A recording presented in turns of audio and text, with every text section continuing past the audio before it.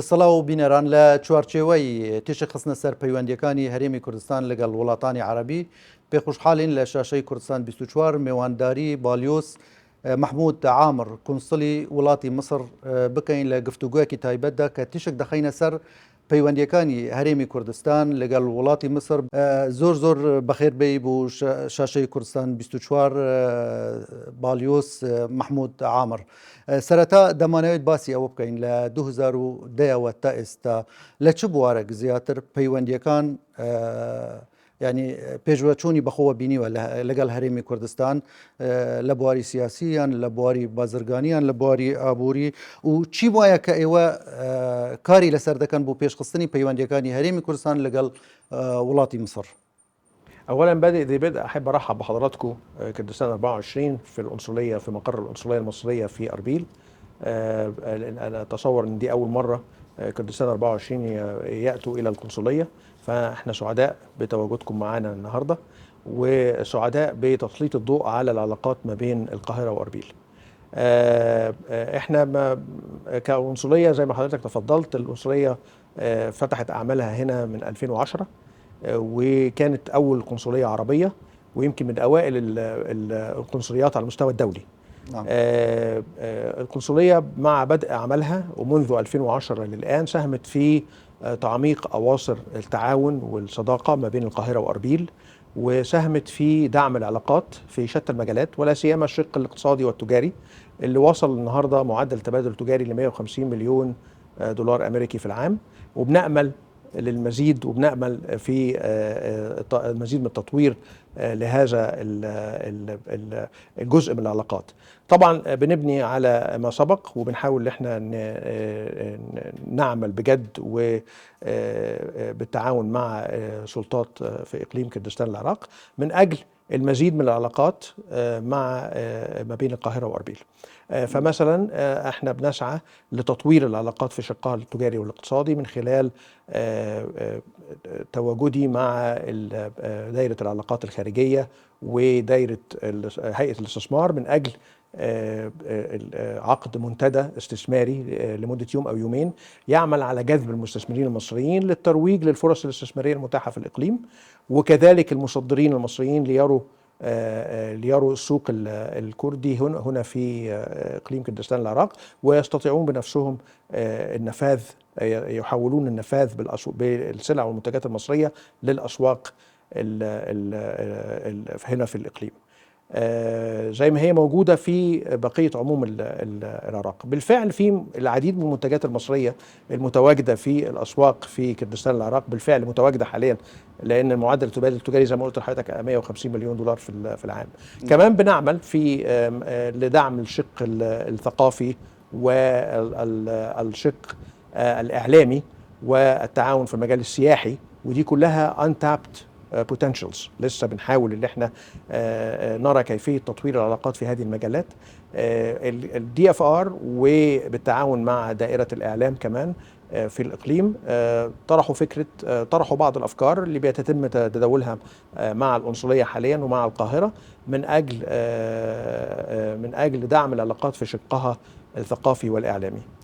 فهم طرحين هيطرحوا علينا لسه بعض الافكار اللي هيتم تداولها مع القاهرة من أجل دعم العلاقات في شقها الثقافي والإعلامي وبالتالي كمان السياحي، لأن لما بنبدأ نعرف الناس بالإقليم في مصر يعرفوه من الناحية الثقافية والسياحية، وبالمثل مصر بالنسبة للإقليم تبقى مفتوحة أمام شعب الإقليم اللي أهلا بيه وسهلا برضو في القاهرة.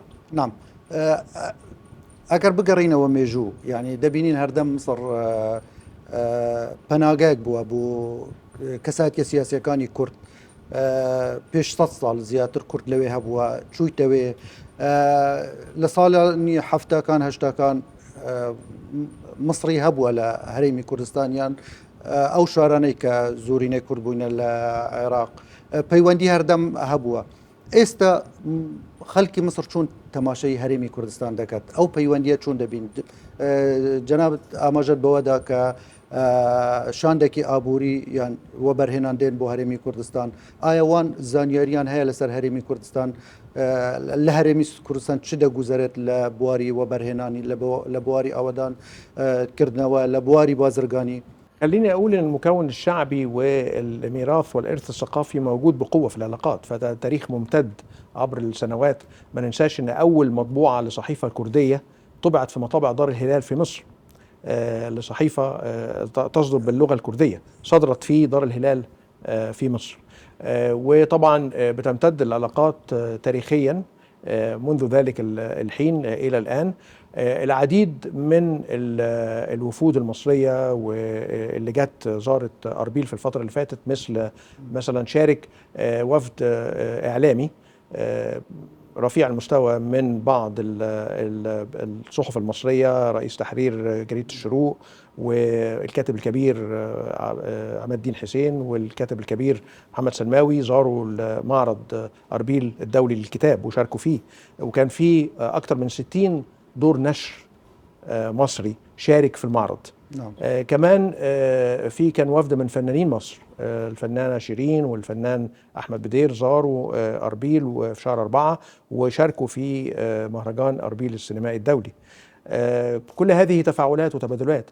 لا ننسى ان كمان ان كان وفد من عن لجنه اللي هي المنظمه غير الحكوميه لجمعيه دارسين الازهر الشريف، جه هنا برضو وحضر الاحتفاليه المئويه للعالم الكردي البارز خريج الازهر دكتور مصطفى الزلمي، اللي كان افتتح اعمالها السيد رئيس الاقليم نجف بارزاني، وكان موجود الشيخ الجليل عباس شومان ورئيس جامعة الازهر الشيخ السيد سلامة داوود ايضا. فدي كلها تبادلات وموجودة. كما وأن لا ننسى أن الكرد موجودين دوما في الثقافة المصرية والحركة الفنية المصرية منذ قديم الأزل. فعندنا مثلا سعاد حسني كانت من أصل كردي سوري، محمود المليجي بالمثل، طبعا في شاعر كبير أحمد شوقي شاعر كبير أحمد شوقي. بس هؤلاء كانوا مندمجين في النسيج المصري، في النسيج الفابريك المجتمعي المصري، فما كانوش بيتقال عليهم انهم كرد، بيتقال عليهم مصريين. فبالتالي كثير من المصريين لا يعرفون ان سعاد حسني مثلا ذات اصول كرديه سوريه اساسا، مش مصريه، لكن تجنست بعد كده بالجنسيه المصريه مثلا. مثل هذا كثيرين اثروا الحياه الفنيه والحركه الثقافيه في مصر في احد العصور اللي كانت القاهره رائده فيها في المنطقه العربيه. بلام اكرباسي روشي. خليني اكمل بس قصه الاستثمارات. بالنسبه الاستثمارات المصريه في الاقليم ما زالت في مهدها. يعني عندنا حاجتين ممكن نشيد بيهم ونامل بالمزيد. يعني عندنا مثلا مصنع للمستلزمات الطبيه، صناعة المستلزمات الطبية، الحقن، الإبر، الجوانتيات، الحاجات المستلزمات الطبية. وكمان أيضا عندنا مصنع لإنتاج المنتجات البلاستيكية موجود باستثمار برضو مصري طبعا عراقي، كردي عراقي. يعني في شريك له مصري بيشارك أحد الأكراد العراقيين على أرض كردستان العراق. وكمان عندنا شركة أوراسكوم بتقوم بعملية تأهيل الصرف الصحي في عموم منطقة كردستان العراق من خلال كونسورشيوم بيموله الجايكا الياباني. فدي كلها حاجات بنقدر نبني عليها لزيادة معدلات التبادل التجاري والاقتصادي ما بين القاهرة وأربيل. دم يسر أو بسيارة بكم سبارة بواري وبرهنان، يعني دتوانين قبارة بزانين، يعني قبارەکەی چەندە لە چه ئاستێکدایە؟ ئایا هاتنی ئەو شاندەی وەبەرهێنان بۆ هەرێمی کوردستان هیچ ڕێکەوتنی دەکرێت لەگەڵ کۆمپانیاکان لە هەرێمی کوردستان یان حتا لەگەڵ حکوومەتی هەرێم لە نێوان لا بواركاني وبرهنان؟ أتمنى نشوف يعني هيحصل لما تحصل الفاعلية وتتم وتنفذ، نشوف ماذا سينتج عنها أو ماذا ستثمر. ستسفر عنه من نتائج. الامر في علم الغيب طبعا. حاليا الاستثمارات مش بالقدر الكبير زي ما ذكرت، هم مشروعين تحديدا المستلزمات الطبيه ومنتجات البلاستيك لاستثمار من جانب جماعه مصريين مع شركاء ليهم من الكرد العراقيين هنا. بالاضافه لهذا نامل في المزيد عشان كده انا بحاول ان انا انشط من خلال اللي انا يعني تعلمون ان شركات مصريه كثيره متواجده حاليا في بغداد بتعمل على كثير من المشاريع والمشروعات العملاقه. يعني في شركه اوراسكوم بيمتلكها السيد نجيب ساويرس بتعمل مدينة سكنية اسمها الورد.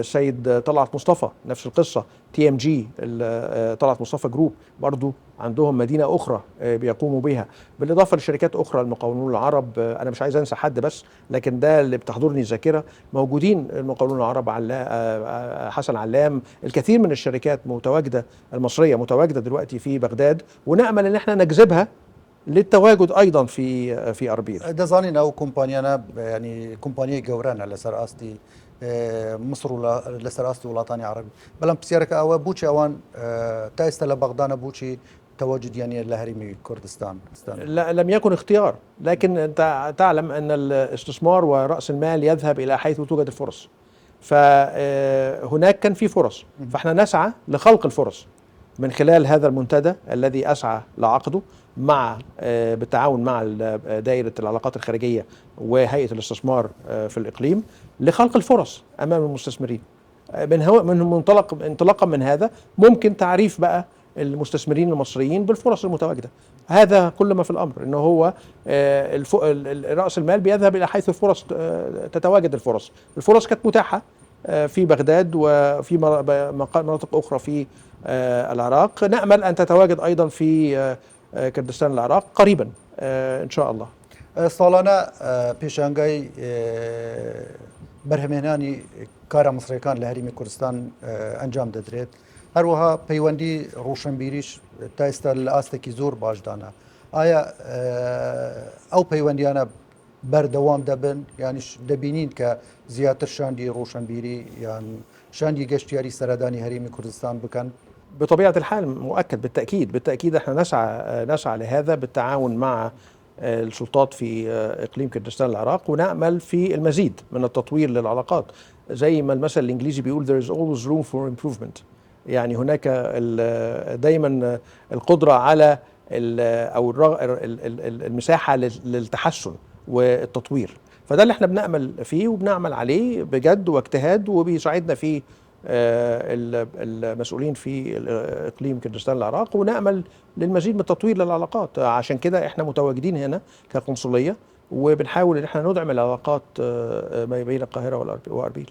بله ئێستا هێلێکی ئاسمانی ڕاستەوخۆ لە نێوان هەرێمی کوردستان و وڵاتی مەسر هەیە، بەڵام لەگەڵ ئەوەش خەڵکێکی زۆر گلەیی لەوە دەکەن کە ڤیزا بەدەست بینن، زۆر ئاستەنگ هەیە تا ڤیزا بەدەست بینن، یانیش تا ڕەزامەندی لایەنی ئەمنی بەدەست بینن. زۆر هاوڵاتی باسی ئەوە دەکەن کە تووشی کێشە دەبن لە فڕۆکەخانەکانی وڵاتی مسر.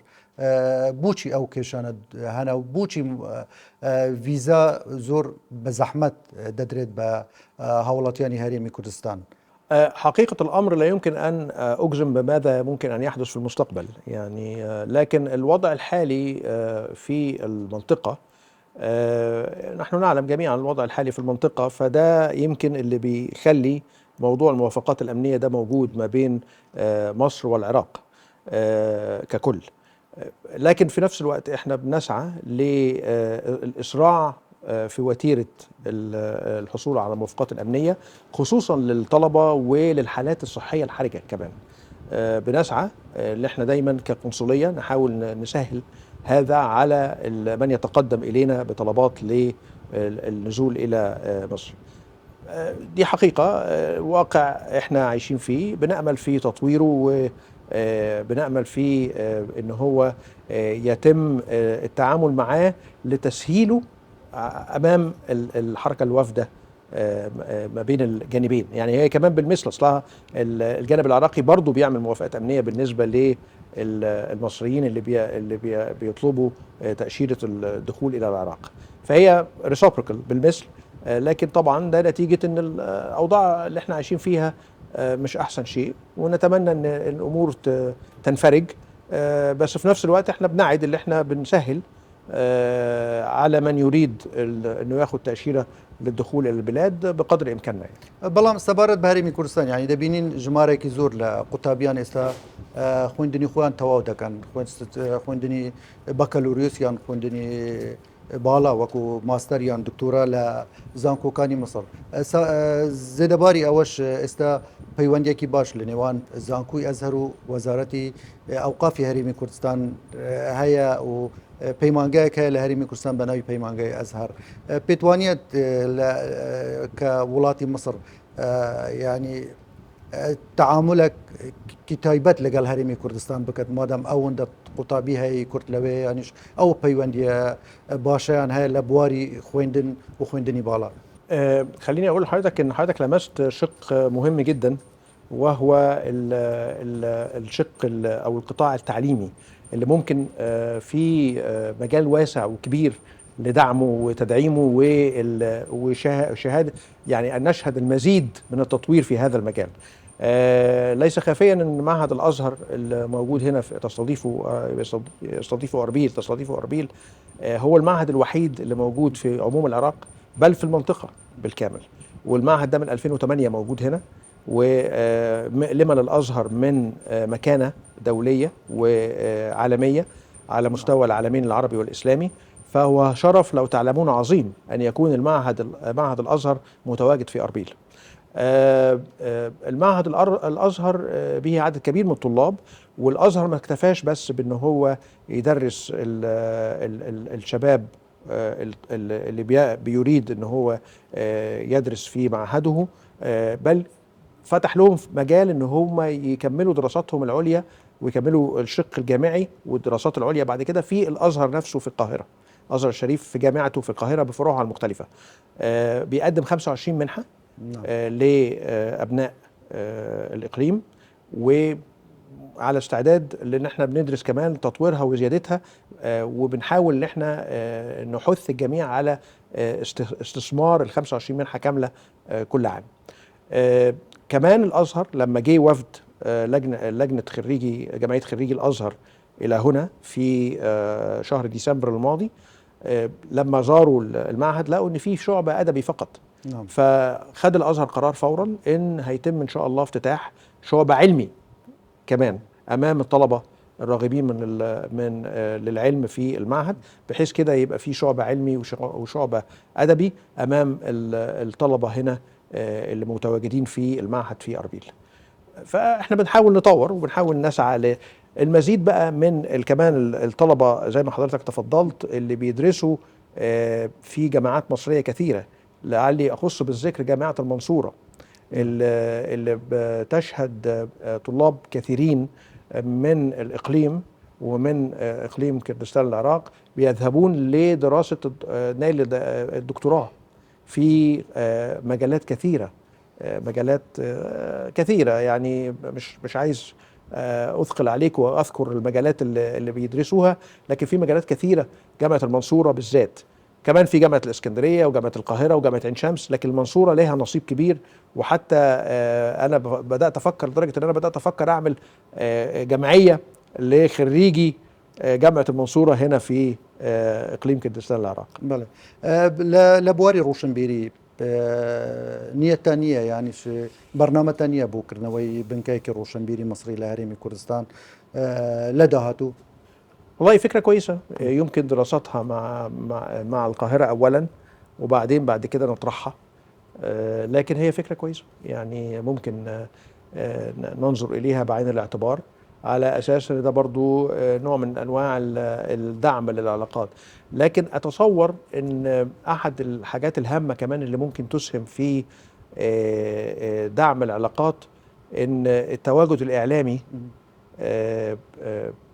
وتعريف المصريين بما يحدث في إقليم كردستان العراق، وبالمثل تعريف الكرد بما يحدث في مصر من تطورات.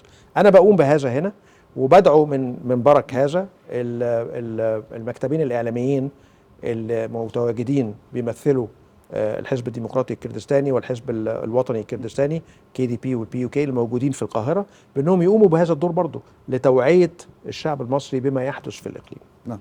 بل يعني اگر باسی بواری میدیا بکەین و بواری گەشت و گوزار ئایا پێت وایە پەیوەندیەکان لە چه ئاستێکدانە و هەرێمی کوردستان یانیش وڵاتی مصر توانیان ینی وەکو بە بازارکردنی کەرتی گەشت و گوزار لە ڕێگای میدیاوە توانیان بیکەن مەسەن چونکی زۆر جار دەبینین گروپی گەشت و گوزار بۆ گەشت و گوزار گروپ لە هەرێمی کوردستان دەچن بۆ مصر بەڵام لە مصر ناهێن بۆ هەرێمی کوردستان.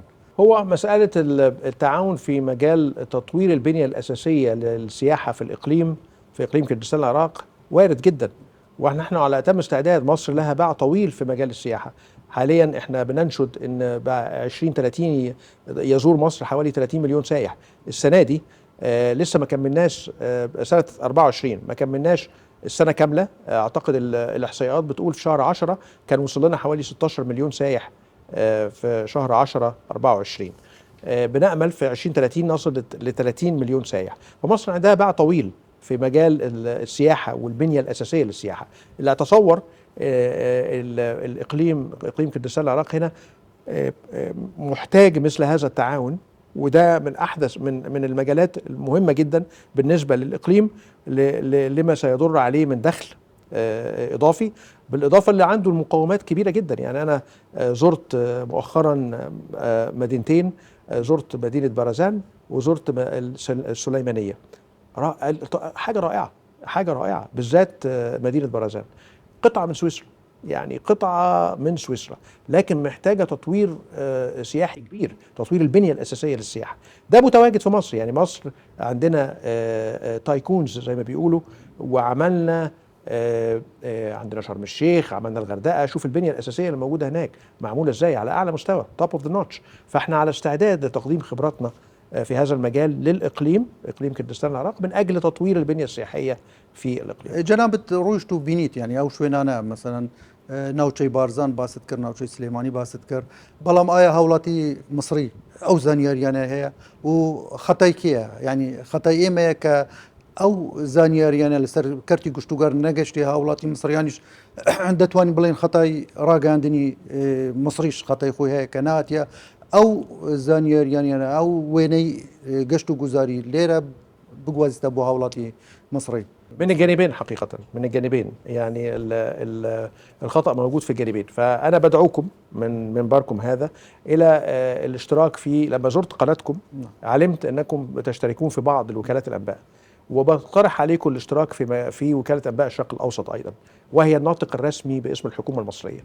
ده هيجعل التواصل سهل ما بين الوكالة وما بين كردستان 24 وغيرها من المنصات الإعلامية هنا في كردستان العراق، بحيث أن يسهل نقل بقى المعلومة وما يحدث في أربيل. فبالتالي أنت هتعرف أخبار ما يدور في مصر وتنقله للمواطن الكردي والمواطن العراقي، الكردي العراقي هنا، وبالمثل المواطن المصري ألف شين ألف ستنقل عن كردستان 24 ما يحدث في كردستان العراق من أخبار ومن أنشطة ومن تطورات.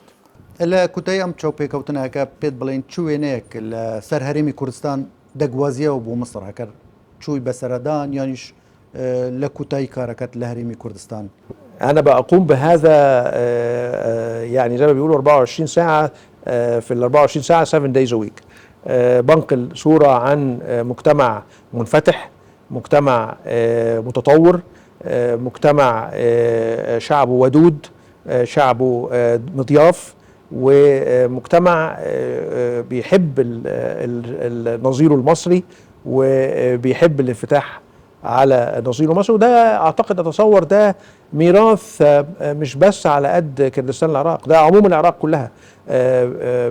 في هذه الافينيتي زي ما بيقولوا ما بين العراق ومصر، من اقدم الحضارات الحضاره المصريه والحضاره العراقيه، وده بيقرب المسافات ما بين الشعبين المصري والعراقي ككل.